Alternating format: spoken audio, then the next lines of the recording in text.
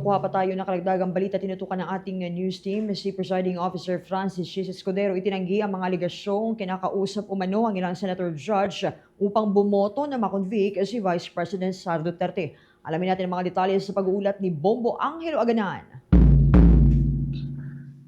Bombo Dennis Pombjay, itinanggi ni Presiding Officer Senator Judge Francis Chis Escudero ang mga aligasyon na nililigawan umano niya ang ilang mga senador upang makakuha ng sapat na boto para makonvict si Vice President Sara Duterte sa impeachment trial nito.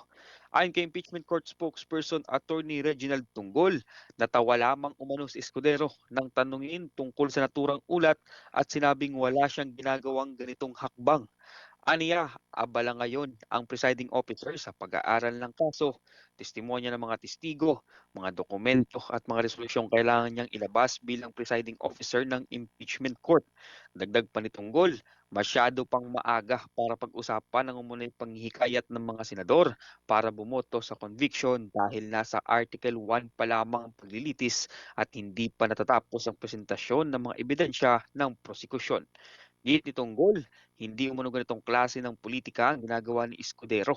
Tinuturing niyang preposterous o walang katotohanan ang naturang aligasyon. Narato't pakinggan natin ang mga bahagi ng pahayag ni Attorney Reginald Tunggol. That is totally untrue po, no? I asked the presiding officer, natawa lang siya. Sabi niya, talaga lang, tinatanong mo pa yan sa akin. So that is completely untrue po na wala pong ganong mga moves on his part.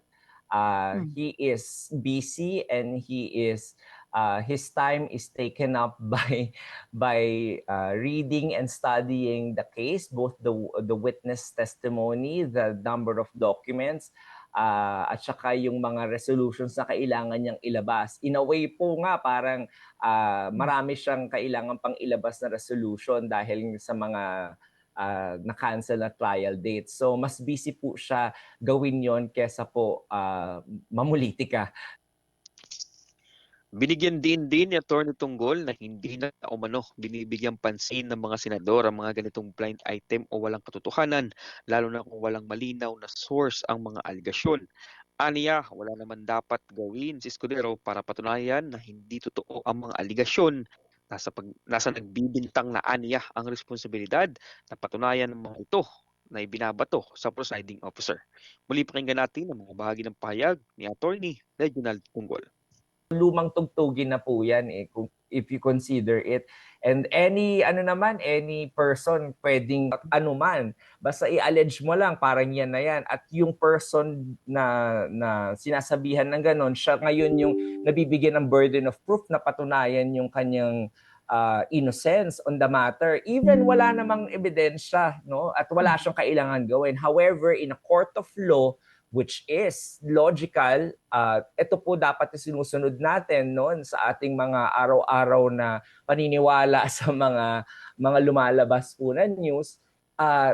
Kung sino po nag-allege, siya ang kailangan magpatunay at yung kailangan mag-defend sa sarili niya, yung accused o yung respondent, walang kailangan gawin. Kung hindi ma-prove yung allegation, he or she can sit pretty there without doing anything because of the presumption of innocence.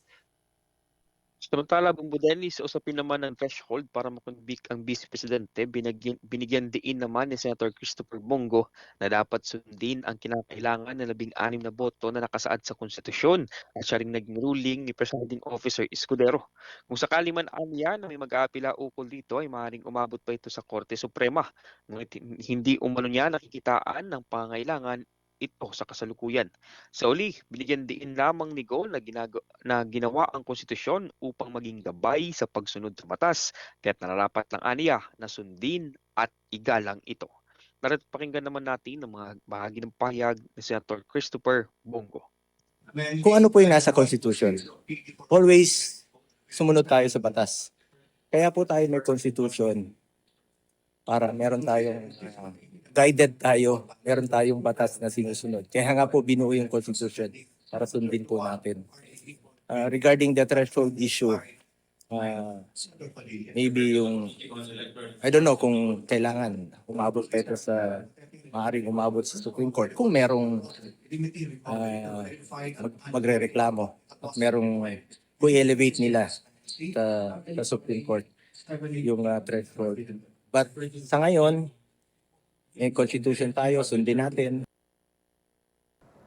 Mula rito sa Senado ng Pilipinas, ako si Bombo Angelo Ganan, and this is Bombo Radio Philippines, the #1 radio network in the country.